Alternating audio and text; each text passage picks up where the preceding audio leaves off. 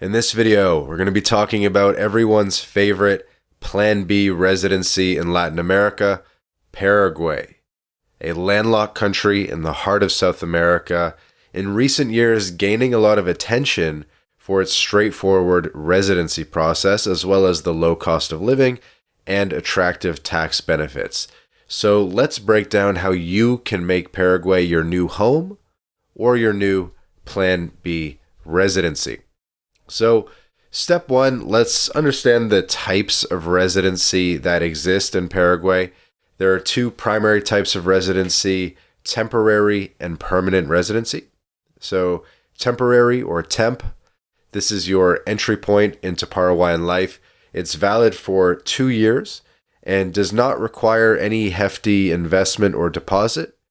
You're looking at just needing a few basic documents here to apply: birth certificate, police check, apostilled, and you can get residency. It'll be valid for 2 years, and then ideally you'll be renewing for permanent residency. So after 2 years of temp residency, you can apply for permanent. By the way, alternatively, if you are willing to invest, there is a way to jump straight into permanent residency status. We'll have to do a dedicated video to this program, but typically we still always recommend doing temp residency first because you don't have to make an investment. It's a much faster process from a paperwork perspective as well, because you don't have to have all these documents related to your investment in order to get that PR off the bat. So a couple different pathways to permanent there. You can go direct to permanent, or you can start on temporary. Now, next, let's talk about gathering your documents for both temporary and permanent residency. You're going to need a valid passport, a apostilled birth certificate, a criminal record check from your country of origin or your country of residence for the past 3 to 5 years, also apostilled. I have to check if it's last 3 years or last 5 years. But typically what we say is it's much smoother to get the criminal record check from your country of origin, even if you're living somewhere else. Still, it's just it's much smoother when your birth certificate and your criminal record check match up.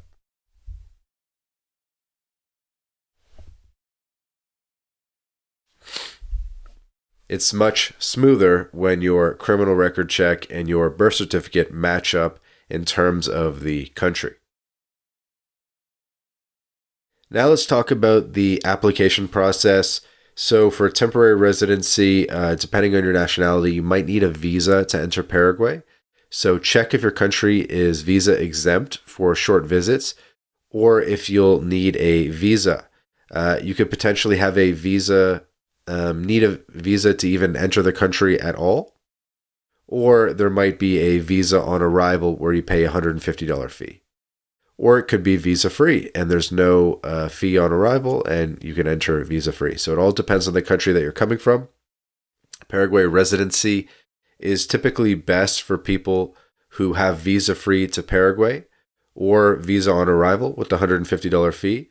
But if you do not have visa access to Paraguay because maybe you're from China or India or other places, then this might not be the best residency program for you. And the reason is because you would have to go out and get a letter of invitation in order to get that visa, a tourist visa first for Paraguay. We do have some contacts that can help with that. It's not cheap. It's an expensive service and we don't do it too much. So if you are from a country that does not have visa-free access to Paraguay, we can still help you. But it's a significantly more expensive process because you'll need to get a visa. And then let's talk about the application process once in Paraguay. So you'll head to the immigration office with your documents. You'll visit a couple different buildings, but the process is known to be quite straightforward, with many expats reporting a smooth experience. After submission, expect around 90 days for your residency card, and then you can get the cédula as well. We could probably do a whole dedicated video on the cédula in Paraguay, but basically it's an additional residency card that you can get that has a particular ID number on it, your cédula ID number, and that's a very useful ID to have in Paraguay for opening bank accounts and different sorts of services. Okay, now let's talk about life as a resident in Paraguay. What are some of the benefits? So number one is going to be tax benefits. One of the biggest draws here is the tax environment. Paraguay taxes only income generated within its borders, meaning no tax on your foreign income. Corporate tax and personal income tax are at a flat 10%, and there's no wealth, estate, or capital gains tax. Another benefit is the Mercosur benefits. Being part of Mercosur, Paraguay residents and citizens get a little bit more visa-free and mobility access within South America and within the Mercosur zone specifically. There's a lot of talk about, can people visit other countries in Mercosur or in South America just with their residency card without having their passport? That could also be a whole video, but long story short, you can maybe get away with it in Brazil, and maybe Argentina, but generally you are going to want to travel with your passport still if you're just a resident. Once you get Paraguayan citizenship, there's more benefits regarding being a Mercosur citizen and not just resident. And then let's talk about permanent residency to citizenship. So one benefit of residency is that you are working towards citizenship. After 3 years of permanent residency, you are eligible for citizenship. You'll want to have spent the majority of the year in Paraguay during those 3 years. There will also be a Spanish language test, a civics test involving knowledge of Paraguayan history, and singing or reciting the national anthem from memory. The test isn't too hard though, so don't worry too much about the test. I'd say the biggest hang up for most people is the high physical presence requirement, specifically to get citizenship. If you want to simply maintain residency, not very much physical presence is required. But if you want to get citizenship in Paraguay and you want to have a successful citizenship application, you are going to want to spend the majority of the year in Paraguay in most cases.